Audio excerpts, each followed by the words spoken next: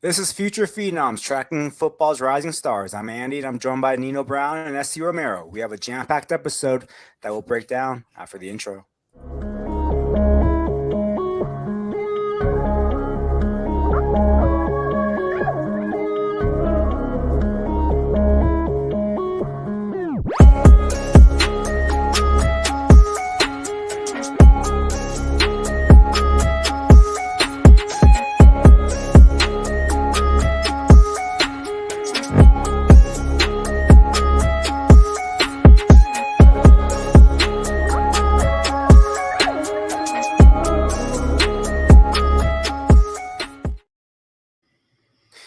SC, Nino, what's going on, guys?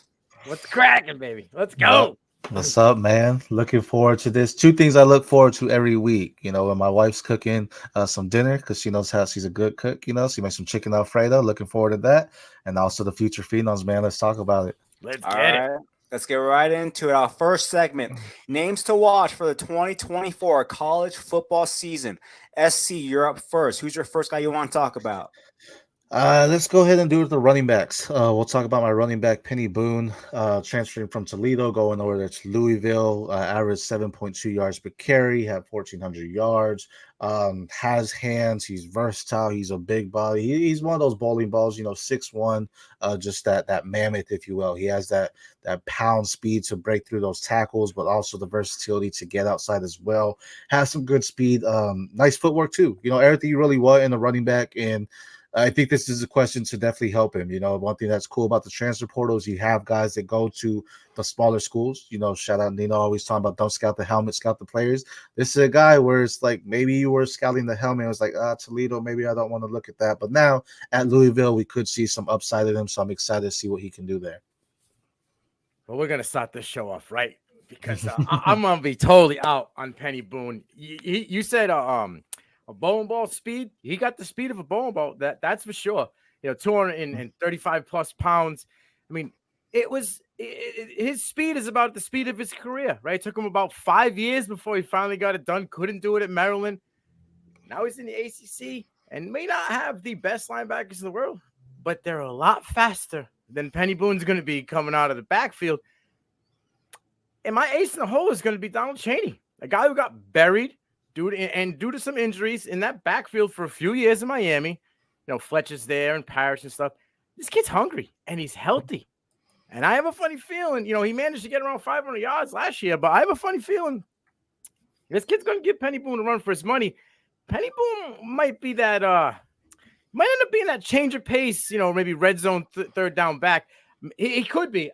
For a guy that took a long time to get it together, and usually Mac backs break early, right? Doesn't take a few years back to back. So, and then we had, the guy who broke out and he's not there anymore. Finn, that dude is giving Penny Boone wide open lanes. You could drive a school bus through it due to his versatility. So I don't know if Penny Boone's going to be able to stack that back-to-back seasons, but it will be interesting to see. That's for sure.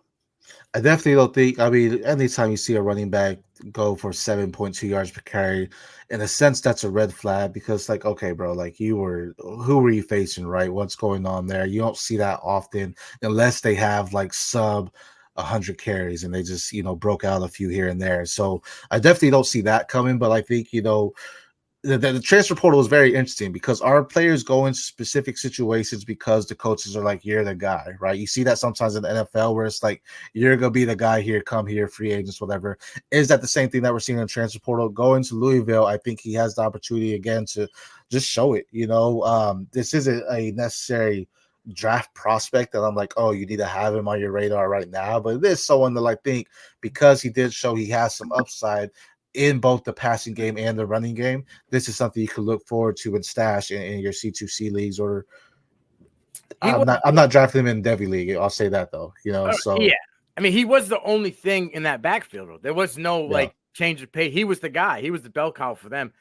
Louisville runs two-back system. We've seen it. Look at I'm gonna mess up his name again. Garindo. I always mess it up. And then Jawad Jordan. Both of those gentlemen excelled. You didn't see about Isaac because it was Jawad Jordan with the big plays and running for big touchdowns. But homeboy just kept going, and now he's got his bug up. So I don't know if he can if he's going to get everything he got last year. And I have a funny feeling you're going to have a guy that's chomping at the heels. So we'll have to wait and see. We're going to talk about Juwan Jordan a little bit later, but yeah, for sure. Well, we're not done because I need to interject. This is the one time I'm going to interject. Last year, I heard about Penny Boone, this and that. SC, we were on a show with someone else that loves Penny Boone. I always stayed quiet. Well, I'm the host now, and I got a lot to say about Penny Boone. All right? So I'm going to get it all out now. The first 2 years at Maryland, he didn't do anything. All right? He was a bench warmer where I'm going to check my note. Tatum Fleet Davis, Colby McDonald, Chalin Fa'amalu all took his lunch money. He transfers down to the MAC. I love the MAC. Give me MAC all day long. Tuesday night in October, I'm watching MACtion. His first year in the MAC, he averaged 3.8 yards a carry. He had games where he averaged 2 yards a carry against fellow MAC competition. This past year, the only reason why he averaged 7 yards a carry is Daquan Finn. Every single defense, all the linebackers, they were concerned with Finn. He was a true dual threat, and he was someone that was a major threat to take it to the house every single time. Those opening lanes that he got were because of Finn and defenses being worried of him. The 6'1", 240-pound backs are dinosaurs. And like Nino said, the ACC, they might not have great competition, but they're speedy. Yeah. Boone is nothing because he's going to be nothing more than just a short yardage back. I don't see him taking over that workload next year. I see, we know, like Nino said, Louisville, they do that two-back system. We've seen G5 guys move up to the power 4. Name me the last one to hit. And I'm not going to give you a lot because we only have a certain amount of time on the show. Give me a time where a G5 guy transfers up to a power 4 and was good. No, I'll rephrase it. Was starterable in a fantasy league. Was someone that averaged 80 yards a game. Name me someone that was still effective once they transferred up. That's just my only thing with Penny Boone. Hey, I'll tell you, no, but I mean, you're talking about this guy that like he doesn't break tackles. Yeah, they could be fast, but I still think that size will allow him to get through it and break some tackles. And this is something where it's like, okay, don't scout that helmet if you're looking at Toledo and now he's going up to Louisville. Okay, you gotta prove it. I think he's going there to say I've lost it before, and this is something to go in. You see some guys that are late bloomers, and that's totally fine. But again, bowling ball, man, and I said Mammoth earlier too. This guy's gonna go through and just bust it open. Will he get the same holes? No, but then this is also going to showcase, okay, he doesn't go down on first contact, which I think we'll see. Yeah, he did have 50 missed tackles, so I'll give you the bowling ball bounce off thing. But the thing for me is like outside of the MAC, the one game he played against Big Ten competition, 9 attempts for 29 yards. Back to that low 3 yards per carry thing. So it's like, is he going to be able to get into the 5 to 6 yards per carry against the ACC? I got my doubts. I mean, I'm not doubting the kid. He's got, he can bang and he does run between the tackles. But I did that for that reason and the speed of these, these defenses in the ACC. I have a funny feeling he's going to be that bruiser more than that all-purpose back. Yeah, fair point. I just don't see any lateral quickness or lateral agility when I'm watching him. That's just my only thing. And he's fine in the MAC, but we're going up to the ACC. We're going up against, really good defenses, Clemson, Florida State, NC State. These are really good defenses. In Louisville, yeah, they run a two-back system, but they also split time. So it's like he's not going to get those 20, 25 carries for him to be that kind of running back to wear a defense down. That's just my only issue with him moving up there. So, I mean, go ahead.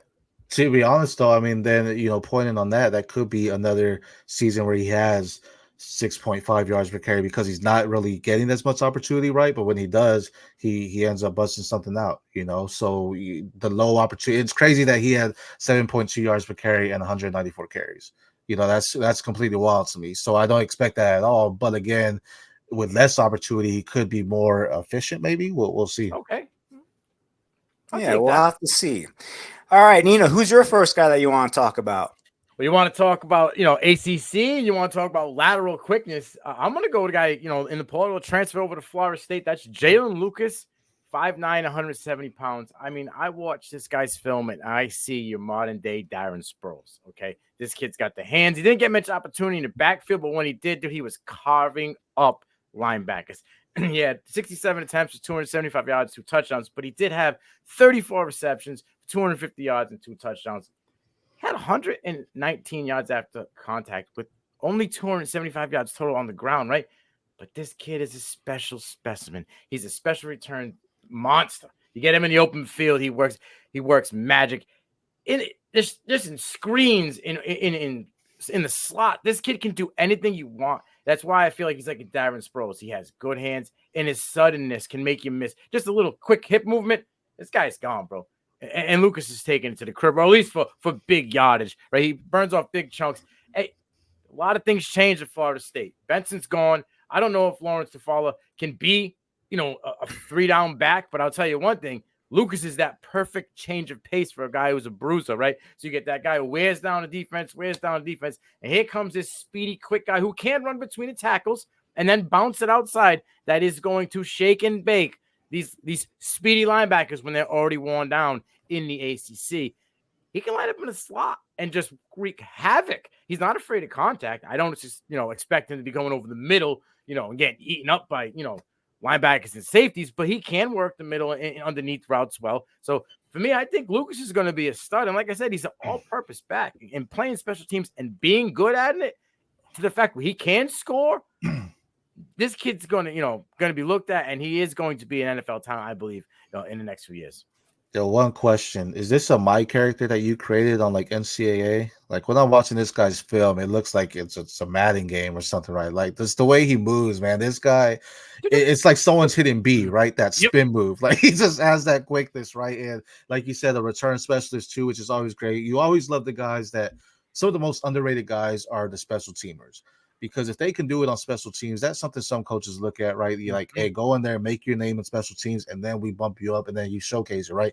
He does it, but he also has the workhorse mentality to be the leader in the backfield as well. Right. But yeah, man, the first thing I have on my note for him was just Madden, like Madden character, my character player, just because it looks like you're watching a game, man. Not only the spins, he's juking, right? Like you're that joystick there. He's over here just busting tackles left and right, and it's not even like he's bouncing off the guys.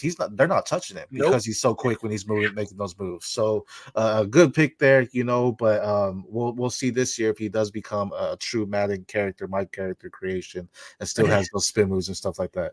I think he will have success because, we talked about against Louisville last year, right? ACC competition. He had 12 targets, 10 receptions, almost 100 yards and a touchdown.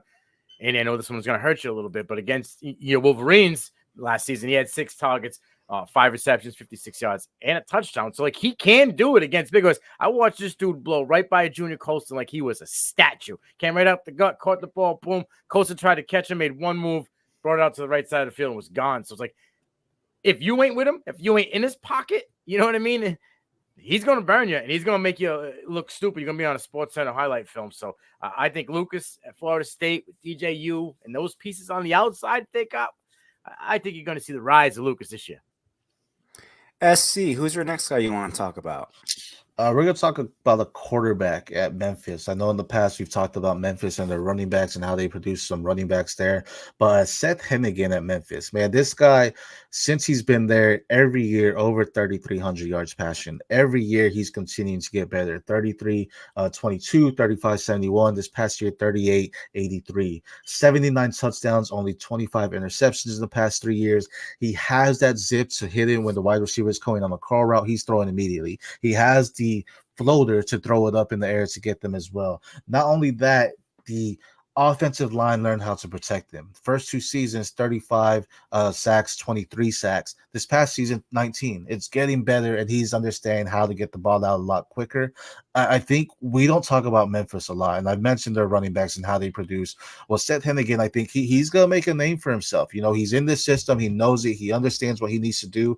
And the wide receivers, they're good, but I think it's him. He's making the plays. He's escaping the pressure when he needs to. And again, he's the guy that you like to scout from day one as the freshman. Go back and watch it and see he develop, because he is doing that. He's understanding the game more and more. And I think that's something that coaches in general just fall in love with. And that's something you like to see, because it says, okay, my quarterback now has an IQ for the game. You know, he's calling the motions at the line of scrimmage. He's knowing what he needs to do. He's adjusting his wide receivers. He doing everything you want. He's the total package.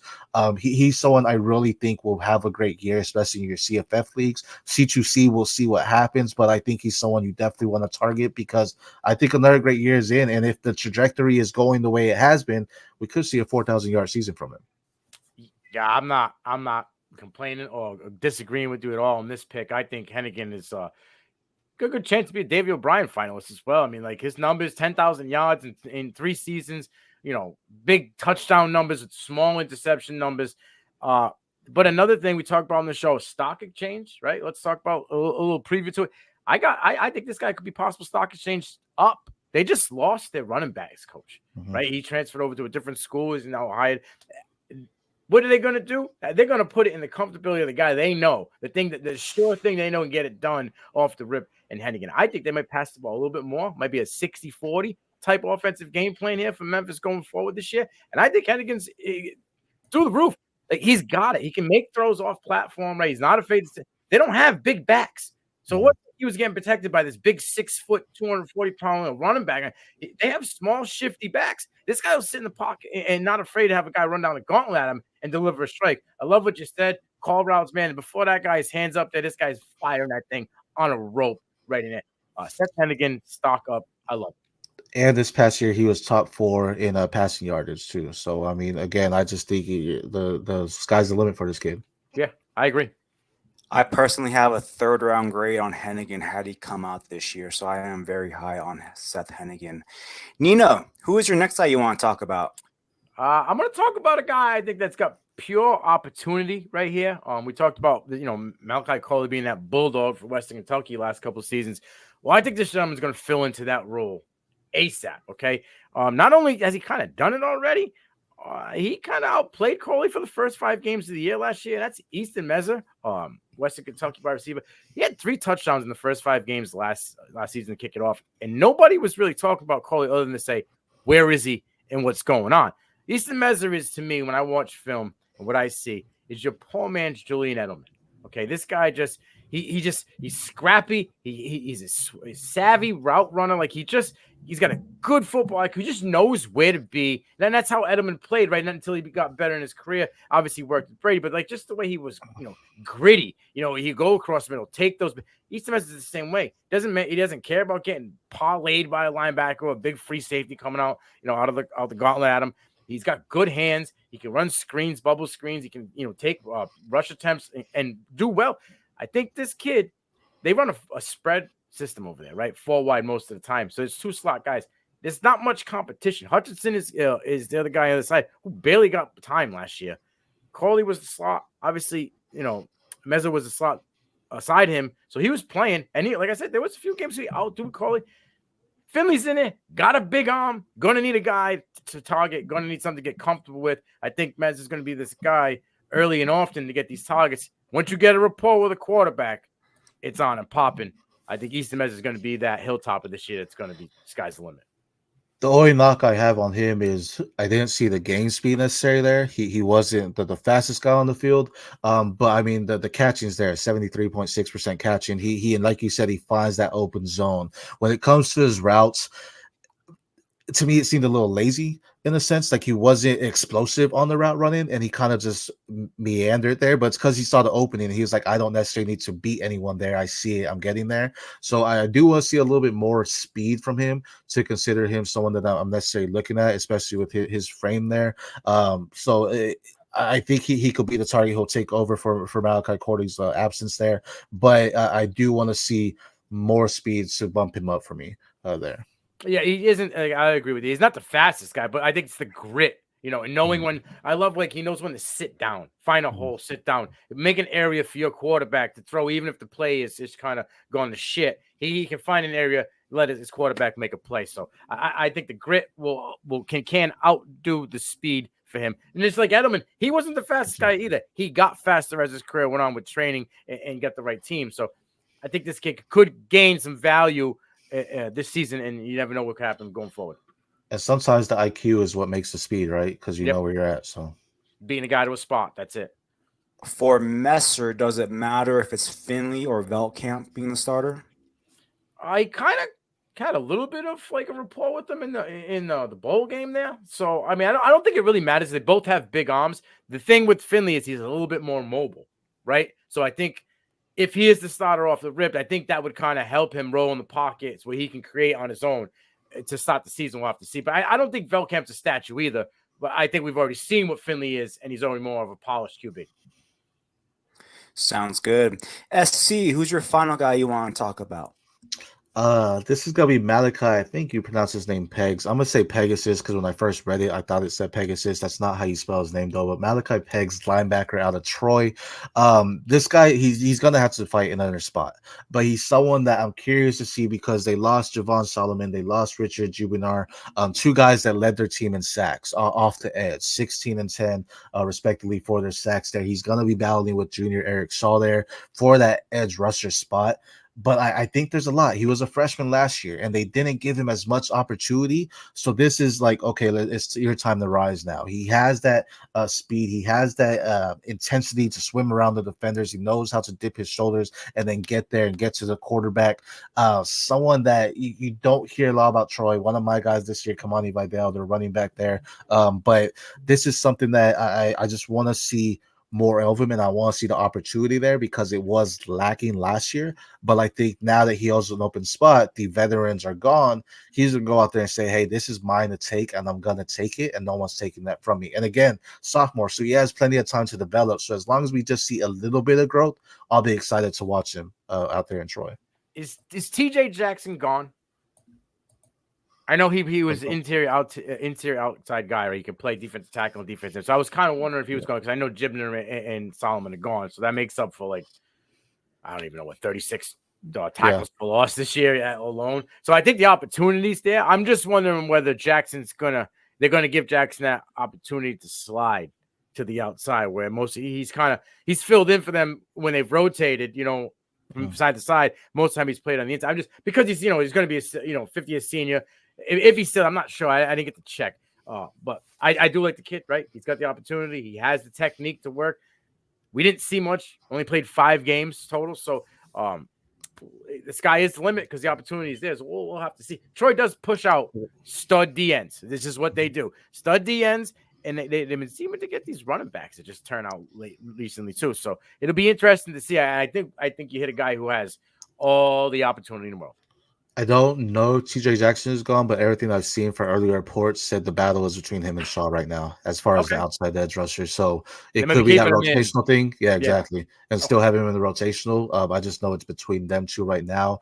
From my knowledge right now, it is Malachi that is overstepping Shaw, but we'll see. Okay. Sounds good. And then Nina, who's your final guy you want to talk about? I'll stay in the IDP lane. I'm going to go with a guy out at Kansas State, a DB, Jacob Parrish. Last year as a junior, had 44 tackles, 37 solo. He had 2.5 tackles for loss, a half sack, 4 picks, and 9 PBUs. Now that's like total step up from his freshman year, where he wasn't really given much opportunity. He only had 14 tackles, 11 solo, 3 pass breakups. This kid got targeted. They just went at him last year, right? Because Norton was the guy out there. I'm sorry, Norton was the TCU. I can't think of gentleman's on the other side, but they kept targeting him consistently last year. 70 targets, right? Only allowed 35 receptions. That's a 50% reception rate for a guy that really in his first year starting isn't really bad. He only allowed 2 touchdowns. Now, those 2 touchdowns came against Texas. I give him a pass. There was, stacked also, and Texas Tech, all right? 3 games all season of over 100 yards. He let up 100 yards, 3 games. Not really the best, not really the worst. 3 games he let up 0 yards. That sticks out more to me. All right. He also was able to have 7 games of under 50 yards. Now, we talk about Missouri. We know Theo Weiss, right? We talk about Luther Burden Jr. He's that guy. In that game, they said, okay, we're going to go after this kid. We're going to talk 11 targets. He let up 4 receptions for only 20 yards. My man kept everything in front of him, and that is how he plays. He started off the season a little rusty. As the game's gone from week 4 on, my man was locked down, and I feel that this season coming forward, he's going to take over that secondary at 5'11", 185 pounds. This is your DB1 for Kansas State. With him, love the IDP, right? IDP guys here. But I wish, like, when we talk about like fan tricks, that's what we play our C2C leagues on. They need to have a position that just says athlete, because that's where Jacob Harris will be. Like, not necessarily, don't put wide receiver, don't put defensive back, just say athlete, so you can put him in any position, because that's what he is. In high school, he played both sides of the ball, so he has it like you. He has it. He has good ball tracking. He understands. He's looking at the ball all the time, whether he's on offense or defense. Again, this was high school tape I was looking at too. But he's someone that he understands where he needs to be, and his hands are soft. What I mean by that is he's catching when it goes to him. He's making the leaps affordably to make the natural calls there, and that's something you love to see in a defensive back. It's great to see him. I hope he gets that next step up too. But I think he's someone that, man, we may see a couple pick sixes from him, because he knows how to get after the ball. He knows how to grab it. And when he does it, it's not necessarily a contested catch that he's snagging over it. He's just getting in front of the wide receiver and gaining. He has a good separation on there. So it's like, wait, was the quarterback throwing to their wide receiver, or did they mistake him and think he's the wide receiver because he has that separation when he gets the ball in the interception too? So good pick there. I like it. Kansas State produces some good defensive backs too. So those are some names to know and write down for your CFF, C2C, and IDP leagues. Now, our next segment is this or that. For this, we'll be looking at a 2023 NFL rookie versus a 2024 NFL rookie. First guys up. Jaden Reed versus Ladd McConkey. SC, you're up first. Man, I know the hype's all there on Ladd McConkey. I mean, I'm hype about him too. He looked great. He looked phenomenal when he was Combine, Senior Bowl. All that stuff is looking good for him. But Jaden Reed, man, I just think he's much in one season with Jordan Love. He matured as that wide receiver one. I think we're going to continue to see that elevate. He was a top 25 receiver. He's one of my breakout candidates this year early on. 94 targets, just under 800 yards. I think this connection's going to go. The only thing I could see possibly digressing is the touchdowns. He did have 8 touchdowns, so he could have that, or maybe a little less, like 7-6. But I got to take Jaden Reed here. He blew me out the water when I saw him, last year. But I think that chemistry is something that we haven't seen, and they finally found their guy. That's something the Green Bay Packers have been lacking on, is finding that wide receiver to replace Devontae Adams. And I think they finally got someone. Not saying he's Devontae Adams by any means, but I'm saying I think they finally got someone to replace him and be their wide receiver that they need. So I'm taking Jaden Reed here. I wanted to disagree with you. I did. But when I go down things, I like to read for different reasons. I know you had mentioned, the 8 touchdowns. You think that could come down, and it possibly could come down. But I mean, you look at a guy in a crowded wide receiver room with a new QB that he wasn't familiar with at all, and guys like Romeo Dobbs and Watson, and even Samari Torrey all had some kind of connection with Jordan Love going into the season. And Jaden Reed just came in and just said, "Hold my beer." Okay, the fact that they had manufactured snaps for this kid early on, they got him in the backfield. They had 119 rush yards on double-digit attempts, 2 touchdowns. In the playoffs, they trusted this kid to carry the ball, not even just receive the ball. He was a weapon for them. I know everybody wants to talk about Deebo Samuel, and I'm so played out, but the style of play, I think Jaden Reed could be that, a more of a wide receiver than a scat back. But I think he can play that role for Green Bay going forward. And maybe the receiving touchdowns come back, because maybe we get a little more emergence of Dontavian Wicks, right? And Watson be back. But I think that you will get more touchdowns in that rushing department out of him to offset the loss, where you'll still stay around that 10 total touchdowns every year of his career, because he's so multifaceted and being able to use. I like Ladd, and he will cut you up like Edward Scissorhands in a route. But 2 years of missing multiple games due to different injuries scares me a little bit. I'm not scouting a helmet. I've scouted the film. You name me a Georgia wide receiver that has had elite success in the NFL in the last 10 years. Shit, go back 15 years. Like, everybody wants George Pickens. He had an Odell Beckham moment and really hasn't had anything since then. Georgia wide receivers, for some reason, just don't really translate to the NFL. I don't know what it is. It's not a knock on them. It's not a knock on the system. The main concern for me is Ladd McConkey's injury history and the fact that Jaden Reed, as a rookie with no snaps ahead of him, was getting manufactured touches. Give me Jaden Reed. Next matchup, Josh Downs versus Ricky Pearsall. Nino, you're up first. This was another one. I tried to sit back and look at it from a different point of view. Like, you look at the fact that Ricky Pearsall could come in here and land in spot and draft capital could put this guy in a perfect position. But then I look at, for some reason, I get the Penny Boone effect in the back of my head. Like, why did it take you so many seasons at Arizona State, not a big school, right? Not much, all the talent in the world going there, for you to kind of break out? And then in 3 years, you really only had 800 total yards at Arizona State, right? Fine, whatever. He came over. You went to Florida, you emerged. You're a good route runner. You're athletic. He's got good hands. He's shifty. Is this another guy, though, that's going to put up, like he did, good combine numbers, has that crazy catch, and it's just going to rise because, like, again, an Odell or a George Pickens moment where they just have one of these moments. It's a new flashy little toy that we like, and it comes on. I do think he has relevance in the NFL. I don't think he will be a good wide receiver. But what John Downs was able to do, back-to-back seasons of 1,000 yards at North Carolina, right? Coming into the NFL, knowing you're going to be the 2, knowing that you're going to have to fight Isaiah McKenzie to win that spot. They signed that dude as a slot wide receiver, then drafted Josh Downs. And he said, nah, bro, this is mine. Took that role right from McKenzie with no problem. Going in and knowing he wasn't getting as many targets as Michael Pittman because he was the one. Lost your quarterback right off the rip and had Gardner Minshew, who, yes, he's a great backup, but that's what he is. He's a backup. And still was able to put up the numbers that he put up this year. 771 yards, 2 touchdowns. You got AR coming back. He is going to open up so many underneath routes and these little screen room because you're going to have to keep a linebacker home from him because of his run ability.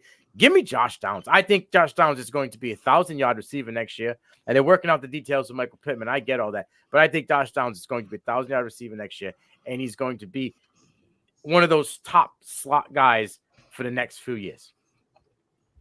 All right, now I respect that, but I disagree with you. I think Ricky Pearsall, man. Josh Downs is great, but like you mentioned, Pittman's there, and to me, I think Pearsall can be the Puka of this year. Not now. Hold on, though. He's not breaking any rookie records or anything like that. But as far as the ADP value, I think he can beat his ADP in what you have of him, and something like you saw Puka just go out there and just crush his ADP. I think that's something that Ricky Pearsall can do. Again, not the stats. I'm just saying beat his ADP. He's not going out there and breaking these records. Puka Nacua fell and shit coming out smelling like a rose, bro. He went to the Rams with Matt Stafford and McVay, and Cooper Kupp got hurt like within 3 weeks. Yeah. That's all those opportunities. Again, the kid's got talent, but that's the unicorn. That's the outlier. We're going to compare people to the outlier now. Like, you know what I'm saying? No, just the ADP. That's what I'm saying. Not the stats. I don't think any of that, but just the ADP where I think people are going to sleep on him, and he's going to be someone that is going to have some relevancy that is going to benefit there. He has the speed. He has the hands there. In the right system, I'm going to take Purcell because I feel this is all pre, right? Because we don't know where they're going. And if he goes to a crowded room, Purcell may be a wash then. But if not, I think with Pittman there, it's going to hurt Josh Downs. I mean, when Richardson was there, he only had 12 targets, 7 receptions there and just under 70 yards. So will he evolve into something further? Possibly. But it's going to be tough to see. I mean, there's rumors now that the Colts are looking at getting, Brock Bowers. Does that affect anything? If you get the tight end 1 off the board there at 15, there's a lot of things to play into consideration. And we really don't know what a passing offense looks like effectively with Richardson as the quarterback. We only saw a sample size of that. What's it going to be? Is it going to be more running? Is it going to be more him and Jonathan Taylor? All those things are a question mark for me for these wide receivers in Indianapolis. Yes, he has the arm. Yes, he can do that. But also he has the strength and the speed to just do it himself. And we've seen quarterbacks that have the arm, but yet have the explosiveness to go out there and get the yardage themselves, that it kind of affects that passing game. So I can see a downgrade on that. Josh Downs had 94 targets, I think, last year. Fantastic. But Purcell, I think, has some good size. I think he could go to the right system, and you can have some success for him as well. Your boy Purcell, you realize, was catching passes from AR, right? The previous year. Mm-hmm. The same guy that you're saying isn't going to be that great in a passing offense. But the stat that you threw out about Josh Downs is irrelevant, bro. It was 2 games. How are you going to say that AR played 2 games, a total of what, 60 snaps? Like, so how does that affect him? Because Michael Pittman was still there, and he still got targeted 100 times. How is that going to get worse?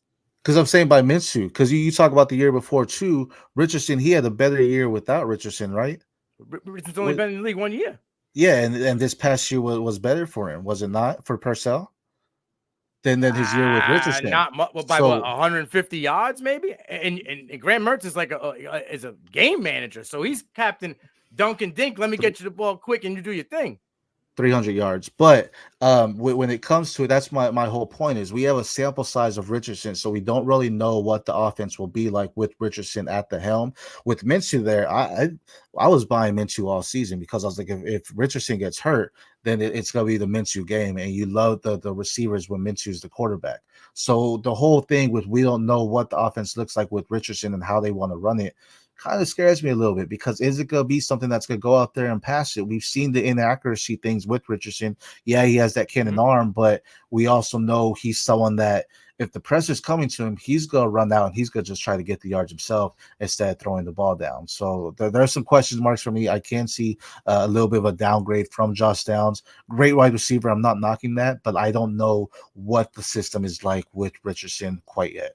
You think they're going to let Anthony Richardson, after he just got hurt, when he's on the 3 years left of a rookie deal, to go and beat Josh Allen?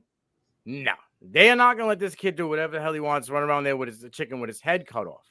But Ricky Purcell just got outplayed by Eugene Wilson, a freshman, right? Like, the buzz. People measure well, go to combine, put on the, go in the Spandex Survivor Series, and now all of a sudden these people are just great. Like, do you really think Ricky Purcell was a 1? Because I'm willing to bet right now you can bookmark this shit. March 7th, 2024. Ricky Purcell won't even sniff the numbers Josh Downs put up in his rookie year. Won't even sniff it.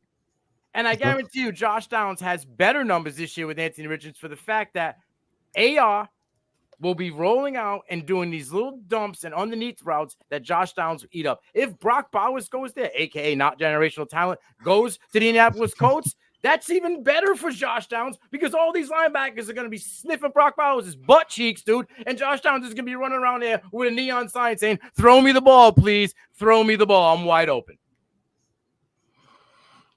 That's possible, man. I don't know. They're obviously they're not going to tell Anthony Richardson to roll out and run, a design plays for him to run after he just got injured. But that's the whole point. Is I think when that pressure comes to him, he's going to be forced to do that, and he's not going to necessarily go down the field. And that's where the downfall comes. Is he's going to rely on himself to make the play instead of going after his wide receivers and just checking down, because that pressure's there. That was a big thing for me with Anthony Richardson, is the IQ for the game and understanding when to get the ball out and do it effectively. And if that happens for him, then that affects the whole system. That doesn't just affect Downs, that affects Pittman, that affects whoever the tight end, affects the running backs too. And that's something where maybe an off season of, hey, just staying on the bench and understanding and looking at the playbooks and knowing what's going on. Minshew's underrated. Minshew's a great guy as a quarterback, and he should have been learning from Minshew. Will he? Time will tell. But as far as we don't know right now, that's where you're up in the air with. I don't like AR, but I'll tell you one thing. 15 yards or under, he's money. It's them deep throws where you got to make him actually get the ball on the mark and have touch to it. We start to see the Joe Milton come out of him. But them 15 yards of under passes, Josh Downs' hands are going to be on. Oh, yeah. All right, to bring things back to Ricky Purcell, over under in the NFL draft, pick 65, over or under? SC, you're up first. Over being like over 65, right? Yeah, so like Yeah, third yeah. round and up, and 65 under is early third into second. Yeah, no, he's gonna be over. I don't necessarily think he's a second round wide receiver. So yeah. He's a late third, early fourth round wide receiver. I would say third's even pushing it too. I think that's possible, but you see it every year where a team takes a jump on a wide receiver. Could be him. We've seen Saquon third and go in the circuit, right? So it could be him. He could be doing it, but that's exactly what I'm saying though. Again, that Puka reference where he just beats that ADP because he goes later, but he actually has a pretty good season going in. That was our this or that segment. Now let's get right into our next one. 5 statements with Nino and SC. Statement number 1. Oklahoma State running back Ollie Gordon ran for 1,732 yards in 2023. He will not get to 1,300 yards in 2024. SC, you're up first. Man, I was back on forth on this one, to be honest with you. I'll start off by saying I don't think he gets the same workload. He had like 287 carries, I think, like that. I don't think that's happening again. I don't think it's 1,700 by any means, but I do think he gets still over 200 carries. And with that, he would really just need about 5.5 yards per carry. That's his average right now, anyways, over the past 2 seasons. He had 6.2, I think, last year, and then 5.1 the year before, something like that. So over 1,300 yards, 237 carries, 5.5 yards per carry. I think that happens. I think he has to get out to a faster start than he did last year, though, because they didn't start feeding him really until week 4 of this last season. They need to do that more. And Andy, again, you brought that show we did prior to. We talked about multiple times in the earlier weeks, feed Ollie Gordon. And guess what? When they fed Ollie Gordon, they started doing really good because it's like, oh, snap, here's the running back. Over 1,300, I'm going to take it, but he's just going to hit that. He's just going to eclipse that over 1,300 yards. Sezi Valhalla and Devin Hudson are not stealing any carries from Ollie Gordon. 2 redshirt freshmen that are going to have a bunch of time reading the playbook and watching the Jumbotron all year. Okay? 6.1 yards per attempt in 2023. He had 1,056 yards after contact. It's this stat that blows my mind. 950 breakaway yards. Okay? You feed him, he gets it done. He can run the ball on all sides, every left, right, middle, it don't matter. But this is what matters. Dalton Cooper, left tackle. Cale Bringington, left guard. Over 370 snaps per both guys apiece. They're back. My man averaged almost 8 yards per whack running to the left side of the field. He going to keep running to the left side of the field because his seasoned hogs up front are there. There is no comp in the backfield. There is nobody to take carries from him. They are going to do what they always do in programs. We feed him. We watched Jonathan Taylor get 300 attempts back-to-back season in Wisconsin. I know it's Wisconsin. What has Oklahoma State got besides Ollie Gordon? Please, somebody tell me. I'll wait. Didn't they bring someone in? What, as a running back? Yeah, didn't they? I don't remember of any valid threat I can't recall. Yeah, to bring in. They brought in to steal anything from him. Ollie and he stayed, dude. When everybody was leaving, when it was transfer portal party time, Ollie Gordon said, "I'm here. I am not going anywhere." They are going to feed this guy like a Zeke Elliott gif. He going to eat all year. Give me 1,500 plus yards, guaranteed. Keep filibustering. I'm looking. I'm telling you, just they brought in AJ Green from Arkansas. That's the only person they brought in. Depth, bro. It's just depth pieces. That's all it is, because all they had was redshirt freshmen in the backfield behind them. So they needed some kind of veteran, presence. He's the guy, bro. That's it. Green might spell him, but that's about all he's going to do. So do you think he gets 287 carries again? That's the biggest thing. Is I just don't think it's 250. I think he gets 250 around there, 250 carries, and I probably going to average 5.5 to 5.9 yards per carry. Yeah, I have him about 240 and about 5.5, so just over 13. Statement number 2. By the end of the 2024 college football season, Iowa State running back Abu Sama III will break out and run for 1,300 yards. Nino, you're up first. I would love for him to rush for 1,300 yards. He had 614 yards last year on 84 attempts, 6 touchdowns. But they only averaged under 120 yards a game, right, on the ground. And their O-line was so terrible. You would think most coaching staffs would be like, all right, our line was trash. We got some kind of, something in the backfield. Let's hit the portal and address this. They went out and got backups for the O-line. Depth. That's all they got.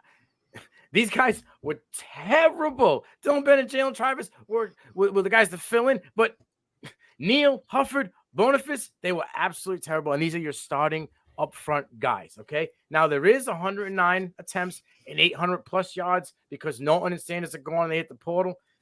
But I honestly believe that this offense is going to go to even more of a passing offense. You got 2 QBs going to be battling out in camp, 2 QBs that have a big arm, and you got a Swiss cheese offensive line. You're probably going to have these guys getting the ball out quickly, under 3.5 seconds. I don't know if Sama's going to have the opportunity. Yes, there is the voided carries and the voided yards there for him. If he got every single one of them voided yards and carries, he would just surpass that amount. So for that reason alone, I'm going to have to go under. It's not anything to do with him. It's the system. They haven't had a true workhorse back since Breece Hall, and that's going to be the issue right there. They just run a committee one, and he's a great running back, but to do it, he's going to have to see at least 180 carries with like 7.2 yards per carry. And I don't see that happening because, again, they utilize multiple backs within the system. This is someone where I think he's closer to 6.2 yards per carry, and he just hits just under 1,000 yards. 1,300's a little bit heavy for me. I agree with them. They may go more towards the passing game, but even again in that running back game, Abu Sama isn't Breece Hall, and don't get it twisted. Breece Hall is his own thing. But again, they just since then they have not had a true workhorse like they were feeding Breece. I mean, even before that, they had Montgomery, right? So they haven't had that since. They've been running multiple backs, so he's just not going to get the opportunity to get 1,300 yards. If he's the workhorse and they're just feeding him, I can go over, but because I don't think he will be, I'm going to say under 2. Statement number 3. You should be selling all 2025 eligible Ohio State quarterbacks because current 2025 commit Taven St. Clair will be the next great Ohio State quarterback and will be the starter during his true freshman season. SC, you're up first. So you gotta watch the tape on St. Clair, right? He's nice, man. He's Division III school out of Ohio. He's not with the D1 or D2s there. He's has a powerful arm. He has some heat under him. He's great. But man, Aaron Nolan, he looks nice too. Aaron Nolan plays elegantly, I guess you could say. Like the way he throws the ball is just very efficient. He just has that nice arc to his throws and stuff like that. Julian saying though, man, the fact that he went to Ohio State after going to Bama, that's someone that I think is the buy right there. Tavian St. Clair is great, but Julian saying, man, and I'm going to say right now, the way he played in high school, I looked at him like a Caleb Williams almost. The way he was escaping the pressure, the way he was throwing the ball, the way he was just controlling the game was phenomenal. And again, I don't know why he went to Ohio State, but if anything, if I'm Aaron Nolan, I'm probably transferring out because I already think he jumps him in the depth chart there. So Aaron Nolan's probably a buy low because if he goes somewhere else, that's great. Because I think this is Julian saying we may see Julian saying be the starter this year. To be honest with you, if they're smart, I think this is the guy you want to roll with. This is the guy you want to develop. St. Clair is nice, but I wouldn't be surprised if he also transferred out. I'm taking Julian Sayin, and I'm actually taking Aaron Nolan because I like his game a little bit more than St. Clair. So yeah, no, I think you want Julian Sayin out this backfield.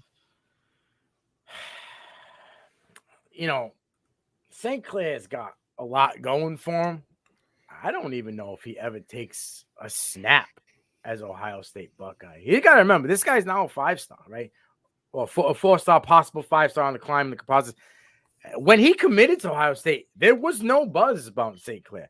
Nothing. He wasn't on and popping. He didn't have the 37-6 season, right? Like none of this had happened. Now the buzz has grown. I like his game. I personally think that, the guy that's a couple spots below him will be a better prospect in Achilles Smith Jr. than St. Clair. But Julian Sain is the guy. Julian Sain is going to be, he's QB1 in the class, depending on where you go, right? The kid is as efficient as it gets. He's got 5 picks in 3 seasons of high school football, right? He's got close to 3,000 yards in both seasons, 27 touchdowns, 25 touchdowns. Like, he's an efficient passer.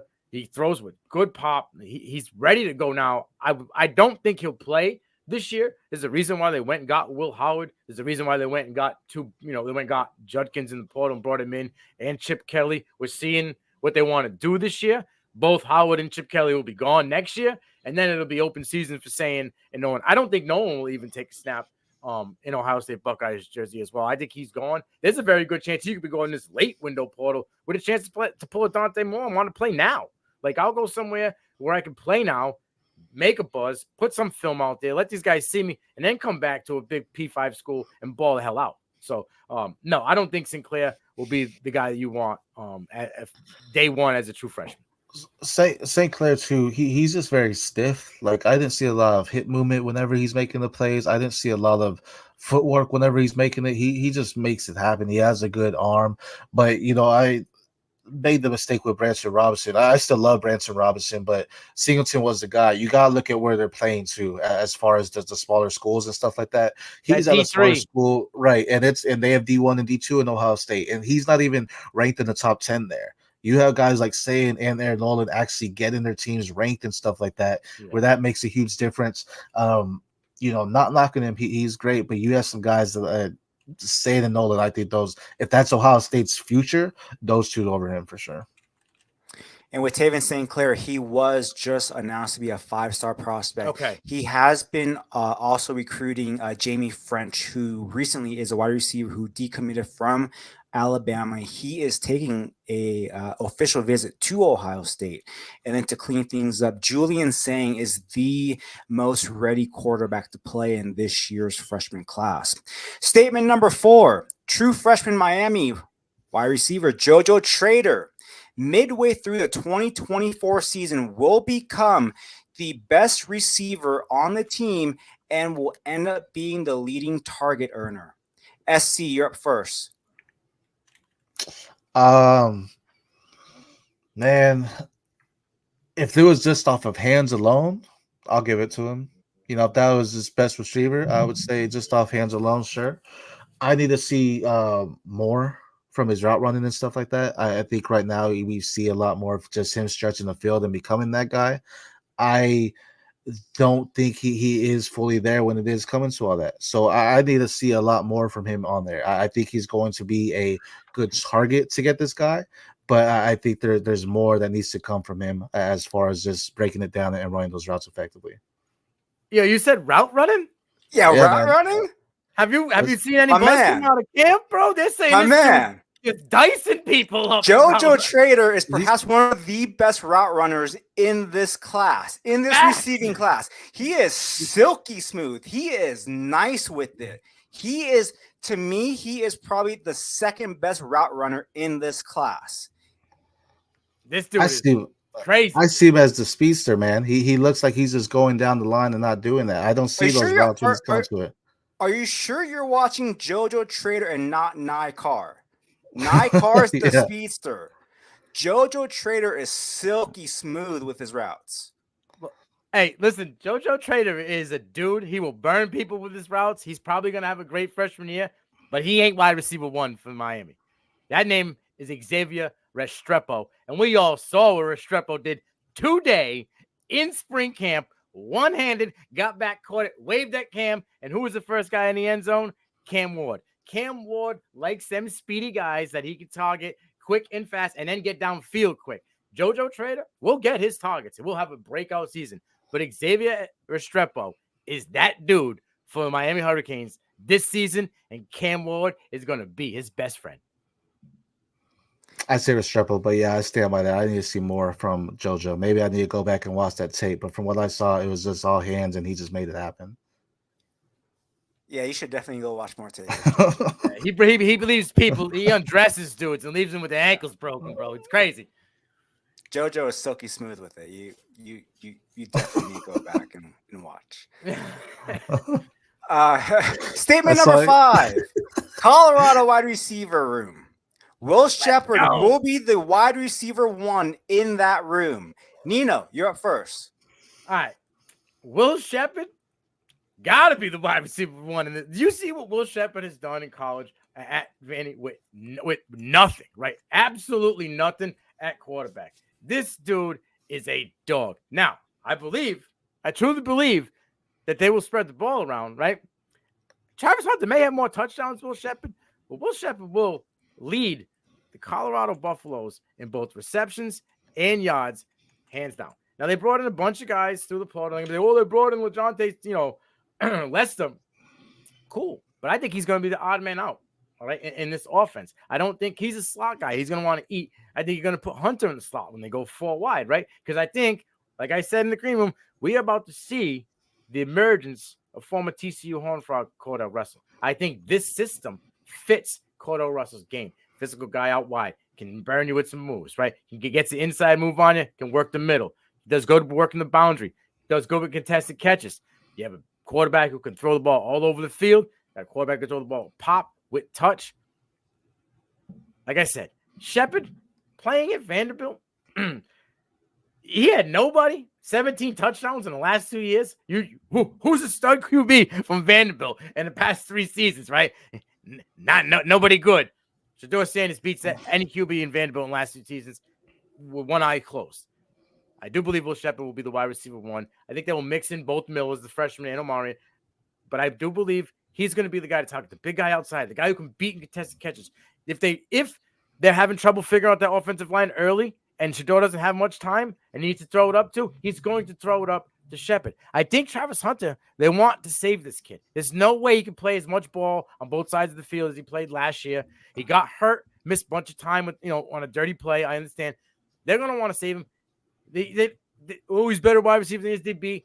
I think he can make more money as a DB because I think he could be a top of his class. I don't think he's going to be the top wide receiver in the class. I don't, and whether it's this year, next year, or the following. I think he could be DB1, you know what I'm saying, in this class. So I feel Will Shepard kind of already is in that trajectory and has it locked down to be wide receiver 1 for the Colorado Buffaloes.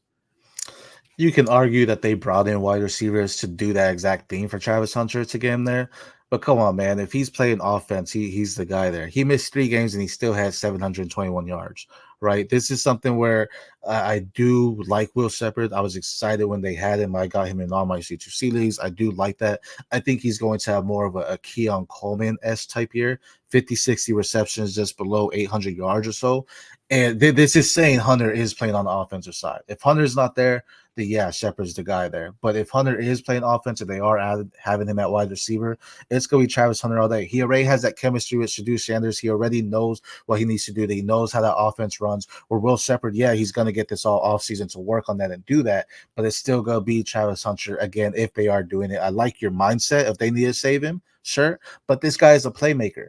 And Coach Prime, I don't necessarily know if he's going to take his playmakers off the field. That's something that kind of you saw go down further and further when they didn't have the guys on the field. And Shedeur Sanders, Travis Hunter, man, they have that chemistry. So they got IVs and energy packs on the field for him. How much percentage of the game is this kid going to be able to play? Like, how long is he going to stay on the field to outduel a number 1 starting wide receiver from the SEC? Like, that's what I'm trying to say. Like, how long? There's no way he can outplay or outsnap Will Shepard. And if you're going to be peppering this kid on the offense, he's going to get tired and get burnt on the defense. There's film on Travis Hunter. He might be a generational talent. Yes, more so than Brock Bowers. But now there's film. There's going to be a way to eliminate him and take some things away from him. There's no way this kid can play as many snaps as he played last year. Yeah, 100%. Do you think if they're like, yo, we just want you as wide receiver, though, does that change? Is he over? Why would they go get 3 wide receivers and a tight end in a portal?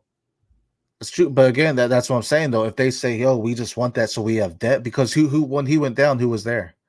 They needed some depth pieces. You can say when he went down on offense, it wasn't on offense where they took a hit. It was defensively they took a hit. They had to throw the freshman in the fire. Offensively, they had Jimmy Horn Jr. They had the other guy from UCF that was filled in, and they had the tight end Harrison who had 4 touchdowns in 5 games for them when Travis Hunter went down. They had pieces, not of that caliber, but there's no way that kid can play both sides of the ball like that for another 3 years. But that's the point exactly, though. If they say, "Yo, you're a better playmaker here for," I mean, he like you just say, he's a playmaker on both sides of the ball. But yeah, none of those guys to me stepped up to say, "Yo, I am the next playmaker for you." They had them, but you saw the offense take a step back when Hunter wasn't on the field because of his electricity when he gets the ball in his hands. Again, if he's just defense, if they just say, "Yo, go out there and be the guy," you made a fair point. Like, you can make more money as a defensive back, but as a wide receiver, he was their guy. And I think if Prime wants that, if so put it here, if Travis Hunter is just offense and it's Will Separate than him, they're the 1-2. Who's the better wide receiver there? Travis Hunter. That's fine. Yeah. But there's no way he's just going to be playing just wide receiver. And unless they fully fix that line, right? Travis Hunter had a lot of plays where it was, I'm getting blitz, I'm going to fire the ball in Travis Hunter's direction, let this dude go make a play because I know he's athletic as hell. Is every one of those plays going to be to Travis Hunter when you have that bigger receiver on the outside that can go up and get it against anybody? They did fix the line, by the way. I mean, they did, but you got to get him to click. Got to get him to click. True. That's true. You don't go. I just don't see you going out and getting 5 playmakers on offense to go and say, I'm going to feed Travis Hunter. All these guys are just going to be decoys. And they're not going to run the ball at all. Like Dylan Edwards and Austin McCaskill are not going to get any snaps or attempts. You're just going to. I mean, that could be a downside too if the offensive line comes out here and click. If they have better protection to get the ball ran. I think that was something that lacked too on why we saw Shedeur Sanders throw for so many yards and have over 4,000 yards passing is because they didn't have the running game effectively. So that could be a huge downfall just in the passing game itself. But yeah, I mean, if Hunter is on the offensive side of the ball, they're gonna try to scheme plays to get to him. Will Separate's great. I'm not knocking that either. I think he's good. But the point is, if Hunter is on that ball, he is the first look, and he's the guy that Shedeur's going to go after. I don't know if he's the first look. I don't think that every time he's on the field, he's the first look on offense. I just don't know if he will be. But if he's going to – if Will Sheppard has a Keon Coleman type year, they're saying first-round draft pick, possible early second-round draft pick for Keon Coleman. That's double-digit touchdowns. Next year, he's going to be top 15 wide receiver if he's putting up those numbers, in the Big 12. Yeah.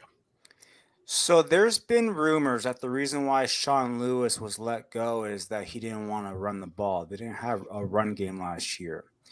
There's also reports that, Coach Prime wants to make Shedeur be the QB1. So there's some conflicting reports out there.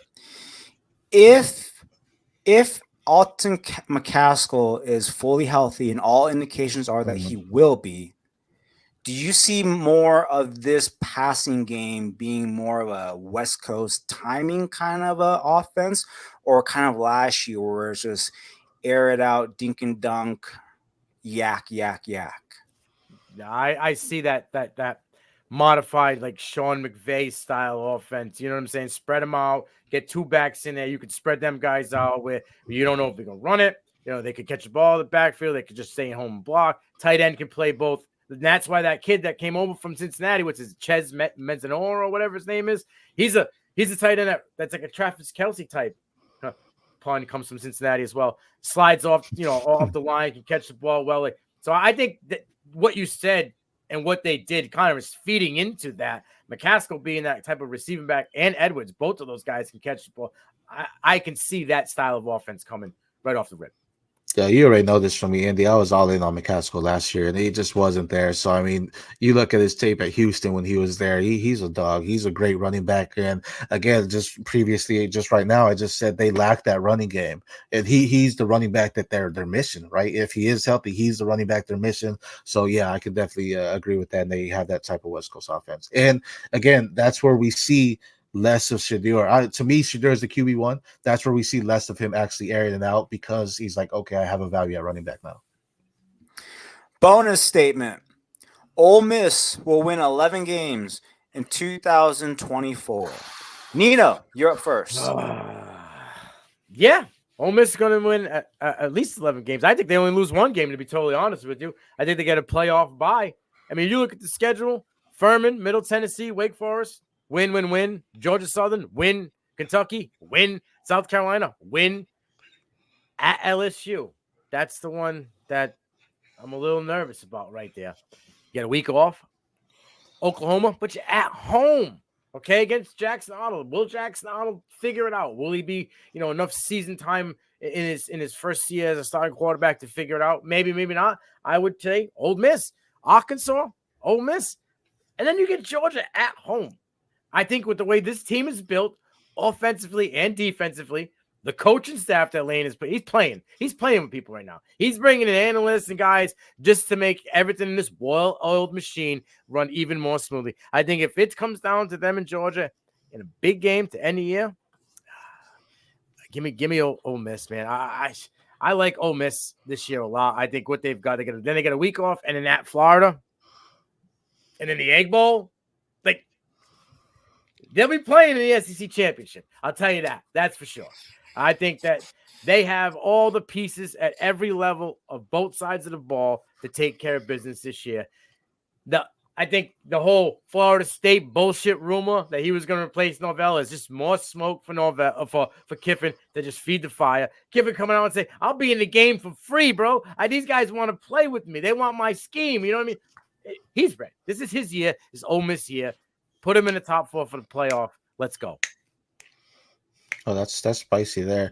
I mean, it comes down to Alabama and Georgia, right? Because everything else, that's 10 games that they win. Everything else is 10. So Alabama and Georgia, it comes down to winning one of those to be 11 games. They don't play Alabama.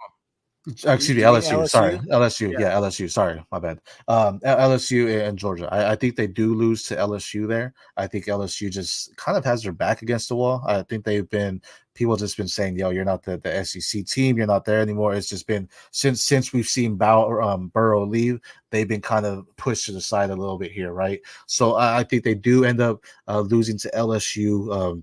Linebacker one there, Hall Perkins, a dog. They have Les Meyer, your guy. They have some good talent around there. So then you come down to Georgia.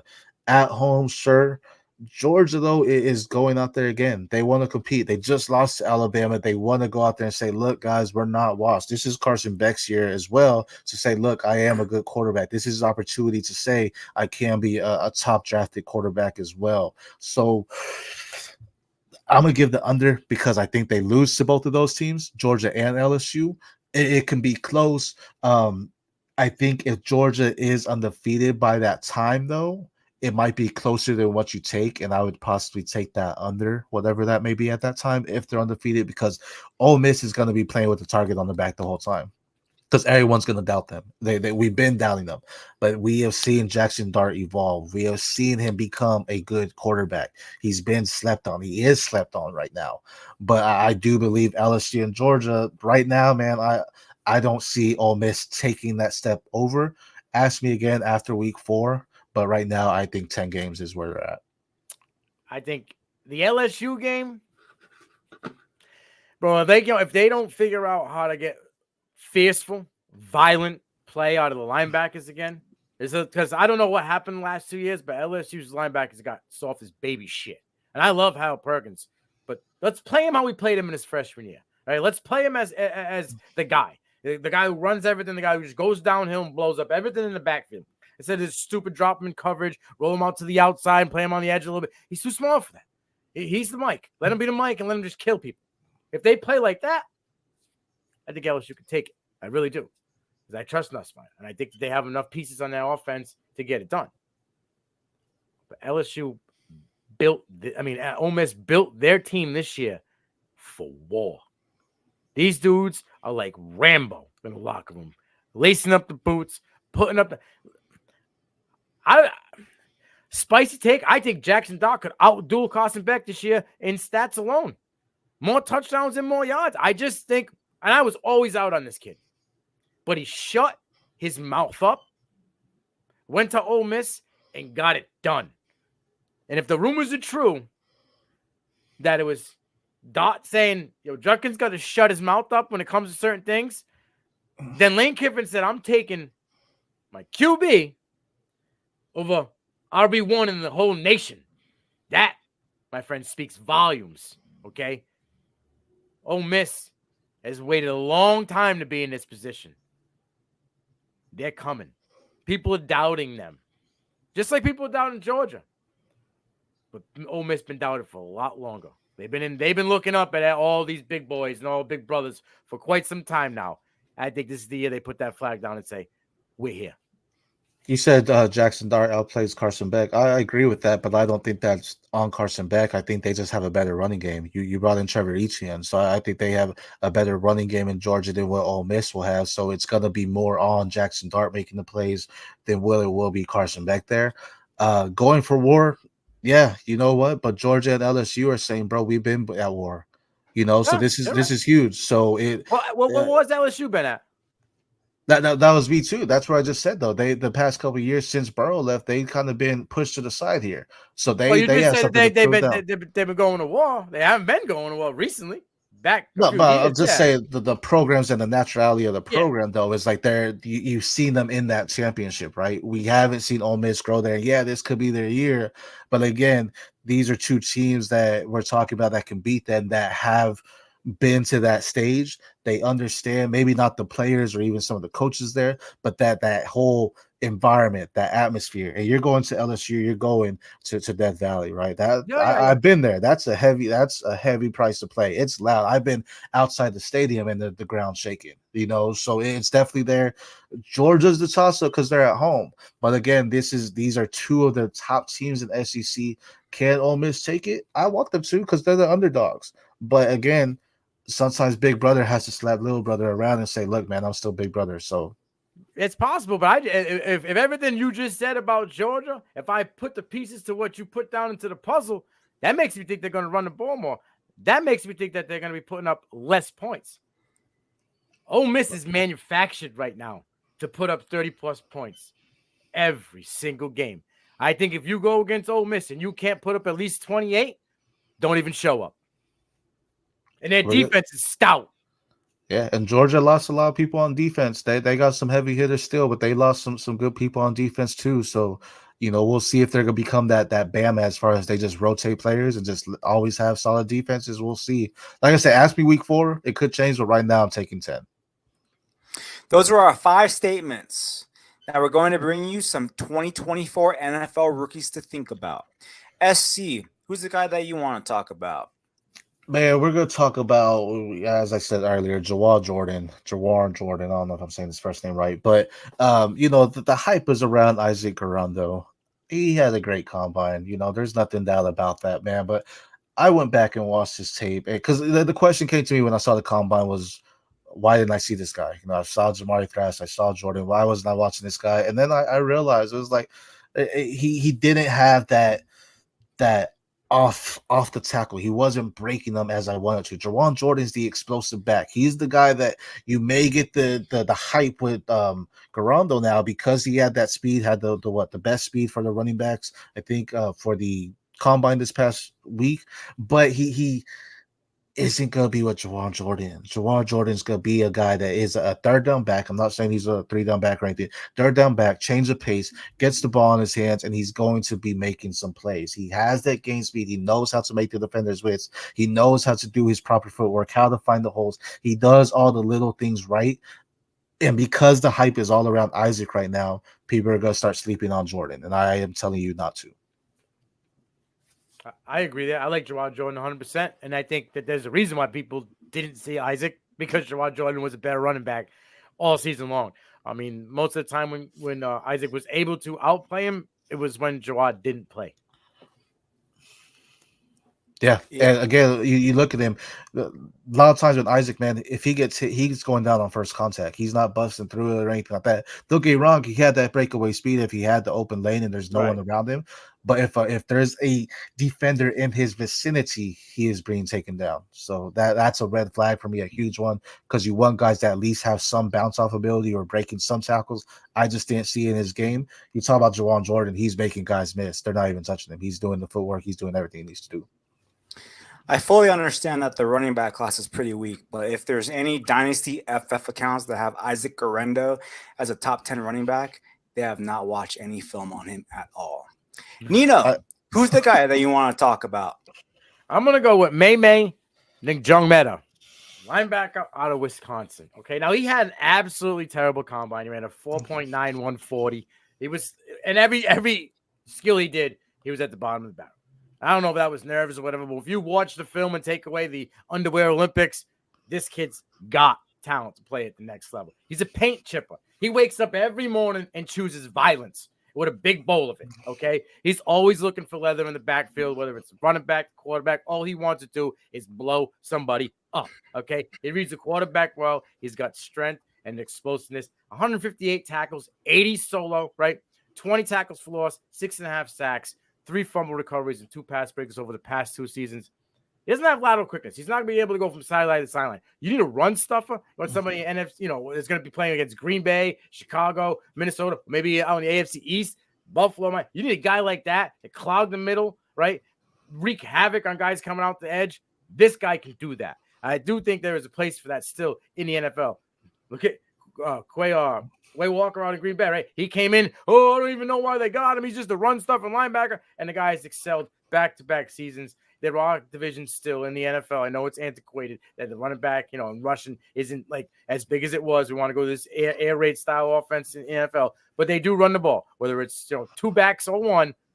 And guys like my guy, Njomeda, is a guy that can stuff the run. He is a tackle stat stuffer, and this is a guy that you're going to want if you're in a division that has big backs that can gain yards. So with Njomeda, he might be, with the bad combine, just like there's hype there in fantasy for combines, there's also hype in the NFL locker rooms, right? And these coaches are looking at, they're like, man, maybe we need to watch this tape again. He plays at a high motor. This guy's always on the go. And I'm going to say this. Last year, Ivan Pace was undrafted. Mm-hmm. He was a huge buy. Why did he go undrafted? To this day, I don't know. People slept on him. Luckily, the Vikings picked him up. This is a guy, because of the combine, he may go undrafted. But when I do my undrafted gems, he's probably a guy I'm going to talk about because he plays that motor. He has that motor to go after the quarterback, and he doesn't give up. Every single play, he is giving it all on the field. He's not stopping. And as a defender, that's something you want as a linebacker because it does get gritty right down there in the trenches. You do have to do those heavy hits. You do get your body worn out, right? They talk about running backs getting the hits. Well, the linebackers are giving it. They have it. He is playing with everything he has every single snap. If he goes undrafted and you're in IDP leagues, go snagging because people aren't going to pay attention to the undrafted guys. And those are some rookies to think about. Now, rookie values, they fluctuate daily, and that leads us into our next segment, the stock exchange. Nino, you're up first. Stock exchange is up for Prince Stratton, Boise State wide receiver. Not only does he get, a 5-star QB coming in here, and a lot of people say, oh, well, that room's kind of crowded. They got Indiana transfer Camper who flashed a little bit, and a lot of people got, hoping that he could still do it again. And they bring in, what is it? Who's the general? Chris Marshall. Bradwell? Oh, is it Marshall? That's what it is. Marshall, who came in, who's kind of got trying to turn it around, but has a lot of issues, a lot of luggage coming in. Well, Campus News came out that he's not doing any spring practices due to a knee injury that he's still recovering from. So you're going to allow Prince to get all these early reps with Malachi Nelson or Madison, whoever it's going to be off the rip. He's going to get those early reps with them. Now, he is a slot guy. He's a speedy guy. He's a guy who's, mostly targeted downfield, 14, 15, 16 yards downfield. But this guy is electric. Again, he didn't get many chances. He only had 12 receptions for 274 yards, 2 touchdowns. But down the stretch, when they actually started to use him, he was good. He was so good that they used him in the Starco Brands Bowl versus UCLA. He had 3 receptions for 37 yards. I think that was their 3rd QB. Them guy that they got off the street to play in that game, and he was able to have a connection. The pedigree is there. His brother Michael played for the Colts. I think he still plays for the Colts. So he has it. He's a speedster. He's a dude that I think is going to literally burst on the scene early, kind of like a Pope Philippe Ashlock did for Hawaii last season. And you're going to be like, Prince, where did this guy come from? And why don't I have him? Well, if you listen to Future Phenoms, you would have already had him in your CFF Devy leagues because this kid is about to blow up. Nice plug there. I like him, though. Just You mentioned Malachi Nelson's one of my buys right now because he went down to G5. He's at Boise State now. All the yada yada jazz you want to say about him. He's still a good quarterback, right? And especially if you're in CFF leagues, if you're in C2C leagues, even a buy because the transfer portal is alive. We keep saying it, right? You have people going down, going up. This is good. Malachi's probably not going to be in Boise State next year. It's just happening. He's going to go out there and ball, do great things, and then he's going to move back up. Prince Strahan will be the guy, but I will say it's roughly because Eric McAllister's gone. He's not at TCU. If he was there, that would still be my guy. That'd be the wide receiver one there. But I think Prince has an opportunity to make that. And as you mentioned, having that chemistry with Malachi Nelson there, Malachi's looking for that one. And this is a guy that he's going to have this full off season to grow with. And yeah, I do enjoy that. Good pick. McAllister left the team with like 3 games to go. And as soon as he left the team, boom, Prince started getting those targets. SC, who's your guy? So it's stuck down, and it's just because the hype is real, right? That's gonna be Travion Henderson, Ohio State running back, and they got Quinshon Judkins there now, which is a big blow. But at the same time, the stock is down because of the name. But this is a possible buy. A big knock on Travion Henderson is his health, right? He's not unable to stay on the field. He gets knocked around a lot. He gets out the game a lot. Well, guess what? Now he has someone that can take it from him, and not take it to say it's just mine, but take it so he doesn't have that heavy workload. Last year, he would have been the RB1 if he came out, right? It would just been he's just a great running back, but he's not someone that you want to see to get that full workload, at least right now. Keep his body ready, keep it ready for the NFL. So having Quinch on there is actually going to be a blessing. So I'm saying stock down because people are going to be heavy on Quinshon and saying, okay, this is the guy that's coming in. He's going to be the top back. But yet you want to go get Travion because I think less opportunity. Sometimes less is more. And this is the case for Travion, I do believe. I agree with you on the stock down because, he gets all these J.K. Dobbins comps. And the biggest comp for me with J.K. Dobbins is the injury, bro. And I haven't seen the explosiveness come back from the injury. He flashed it like in 2 games last season. You're like, oh, we came out the hole looking strong. And then as the game went on, it really wasn't there. But if he was coming back, his coaching staff and his team knew that he was coming back. It wasn't like, hey, I'm going to leave it up in the air for you guys at the very last minute. They kind of had an idea. And they still went out and got Judkins. Mm-hmm. Like the light behind me that just went on. That's a neon flag for me. If I got the RB1 and I went out and got the other RB1, that means I'm not fully 100% in on my guy. And what I'm off on is the explosiveness. And Judkins has shown you explosiveness 2 years in a row in the SEC. Stock is down for Travion Henderson. It's been down for me since last year, and it will continue to be down, especially if he comes in a 60-40 role with Judkins next year. But that's the point though for it is because I don't think last year you can say Mayan Williams was good, but I don't think that was anything to necessarily expel Henderson from having that role. So it's like every time Henderson got on the field or was healthy enough to get on the field, they put him on. And J.K. Dobbins is great too. Let's see. I don't know. We saw a guy who couldn't carry the load the year before and Chip train him emerge. We saw a guy who was in the doghouse most of the year in Dallas Hayden emerge in games when they needed to.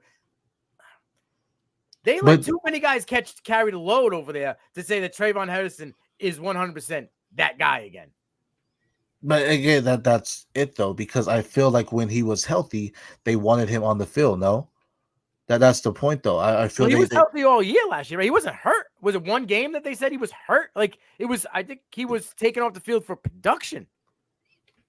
But that's the point there is he was never fully healthy because you said that lack of explosiveness was there. And that's where I'm getting that is with J.K. Dobbins, great comp.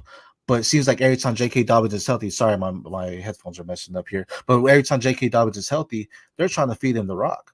And it's like, guys, sometimes you don't need to necessarily give them 15 plus carries. Just let him do his thing after a couple of carries, bring him out, let him rest, bring him back in. And I feel they missed that.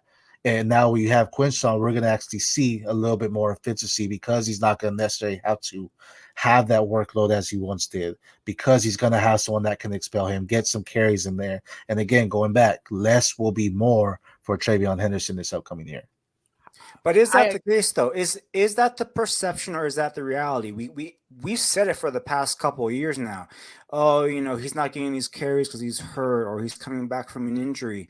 When does it become he's just not that good of a running back? Because I've always said this: he's soft. He doesn't want to run in between tackles. He doesn't want to take on defenders. He's going to want to run outside and run out of bounds. When does it become a point that he's just overrated? I'm at that point. That's where I'm at. And that's why, like I said, you say maybe he wasn't 100% healthy, but if he wasn't 100% healthy, week 1, they wouldn't have rolled him out as the RB1 to start, right? Like they did. He wasn't productive. Week 2, they rolled him out as the RB1 to start. He wasn't productive. They put in Chip Trainum as to spell him and was out producing him in positive plays per in like the first 5 weeks. Like I said, Dallas Hayden is an idiot in the locker room. Got in the doghouse multiple times. The talent is there. When they didn't even want to play the kid, they still played him because Henderson couldn't get it done fully to what they were expecting. And there was other injuries in the room. But I'm just not in on Henderson because I don't know if it's up here now. Yes, he flashed that 1 year where he had great. He was great, explosive. He was a receiver. And then some people just can't get past that injury. That injury gets in them mentally, and they can't do it. I think this might be one of those cases. I'm not saying that the talent was ever there, but I don't think he's ever been able to get back to that. And now it's 2 years removed, and we're still not there. I mean, to answer your question, Andy, you said when is it enough? I mean, this year I think is it, right? Because now it's like, look, we have a legitimate guy. You mentioned did it in the SEC. This is a guy that not only is he going to spell you, but he can take over your role and then you become irrelevant. So this is the year where it's like you need to be that efficient guy. You need to be able to run between tackles. Do we see it? There's still hope, right? You want to hold up hope for as many guys as you can, but this is the year where it's like, look, man, if you don't make it happen, that's fine because we have him now. Before it was like, oh, you can still come in and be something because you are the guy. We've seen it. But now it's like, look, dude, you are no longer him. We have Quinch on here. If it doesn't work out from you, you're just going to sit on the sideline now. Can you be the RB1 averaging 10 attempts a game? I mean, not unless you're averaging like 9.9 yards per carry. But no. And like I said, then bringing in Quinton Judkins, to me, just speaks enormous concert volumes as to where they're trying to be and what they believe and where Henderson is at or could be. If Henderson comes out the gate as the RB2, all those shares that you got of him, cashed. Do you think, though, they run a two-headed monster or they just run strictly with Quinton? Oh, it's going to be a two-headed monster because that's what Chip Kelly does. Chip Kelly runs the ball. But I'm going to tell you, if there's 30 snaps to get out of the backfield, Judkins is probably going to get 18. Yeah, I agree with that. But again, that's me saying less is more. He needs less carries, but he needs to be more efficient with those less carries to just be effective. And maybe him not being on the field as much can actually show that where it's like, okay, if whatever was injury, maybe it was the injury, maybe it was mental, but if it was that injury, look, bro, stay healthy. That's the main concern now is staying healthy. But he stayed another year because he knows he has to prove it, right? I feel that's why. I agree. Like he knew he had to prove it, and they knew he had to prove it, and they still went out and got the better guy. Oh yeah. Well, I mean, if he's in the portal, why not, right? I mean, you're not going to just say they don't care about him proving it. I mean, they could, right? But they can say, oh, we want your draft stock and stuff. Man, they just want to have a good player, right? So to have that, I mean, yeah, go out there and get one of the top guys in the portal this year. But again, did they just knock on Henderson? I don't know. But I think Quinton is the guy. Don't get me wrong. I think Quinton is going to be your RB1. But I think as an RB2, he has to bring out the heat. He has to go with there and run with some intensity, which to Andy's point, we've seen lack the couple years. But now we need to make sure, look, do you still have it? Because this is do or die now. And he knows that. And that's why he's there, because he realized last year was kind of a die season. Hey, this is do or die. If I want this draft stock, I need to showcase what I can do. And maybe Quinton can allow me to do that because I'm not seeing the field as much, but I'm still being effective with the ball. You're also going to hear that. Well, if that's the case, then Quinton Judkins, softened up the defense by pounding the rock and getting him them carries. That's what I'm just saying. That's what you'll hear. Yeah. No, but hey, I'll take it because even then you're still playing in the Big Ten. Right. So even if it's like that, yeah, well, that's what a two-headed monster is. You have one guy that does that, and then you have your guy that breaks out. And if Trayvon's going out there and getting 30-yard runs because Quinson's doing that, that still may show some electricity that we've been missing. So it could be like, oh snap, he still has it, right? So Yeah. Hope everyone enjoyed listening to this episode. 3 friends talking ball with different insights. Absolutely love it. It's my favorite episode that we've done so far. SC, where can people find your work and what are you currently working on? yeah, man. So you can find me at the Fantasy Football Universe. We have our rookie profiles. We're doing mocks every single day. A lot of things coming on, over 120 different rookie profiles going there. Doing great things over there at the Fantasy Football Universe on Tuesday, every other Tuesday. This past Tuesday at CFB Nation, it's starting every other Tuesday now, talking Oregon football. And now starting every Tuesday between that, the PPR show is coming back where I just talk players, projections, and rankings. That's coming through with the Fantasy Football Universe. And then Future Phenoms with you two lovely fellows. Love talking to y'all. When we get out, I need to go watch some more JoJo Trader tape, I guess, but we'll see. Nino, where can people find you on X and what are you currently working on? You can find me over at Devi Degens. I'll be doing every Monday. I drop my Devi show. I'll be taking some of these minds in this community and talking different values. 2 episodes that I've done, I talked to value of the RB department, and then we just did the linebacker landscape. You know, who you targeting at the LB1? Is it Perkins? Is it Carter? Is it Hill? So, you know, somewhere in that box. But that's what we were trying to do over there. Over here at the League Winners, obviously, we got the Future Phenoms show. I've been dropping a few articles, not at the pace that Andy does because he is a sicko. But my 5th article will be dropping about some bargain shopping in the NFL draft in the wide receiver room. There are some guys that you may not even know that I do believe will be playing on Sunday and could have value early next year.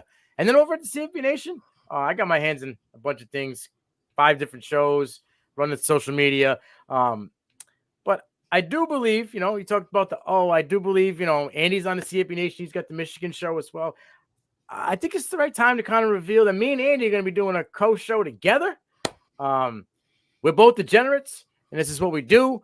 So we're going to be doing a Cal team-based show coming to you really, really soon, where we'll be breaking down the Golden Bears and what success looks like coming through this season and what we target them to be at. So that's where I'm at. That's what I got coming down the pipeline. That should be really fun to do. For everyone on X, follow SC at the PPR show. Follow Nino at __ Nino Brown __. And we'll be back next week. But before we go, if you're watching on YouTube, hit that like button, comment, subscribe. And if you're listening on Spotify or Apple, give us a rate and review. And we'll see you next time on Future Phenoms.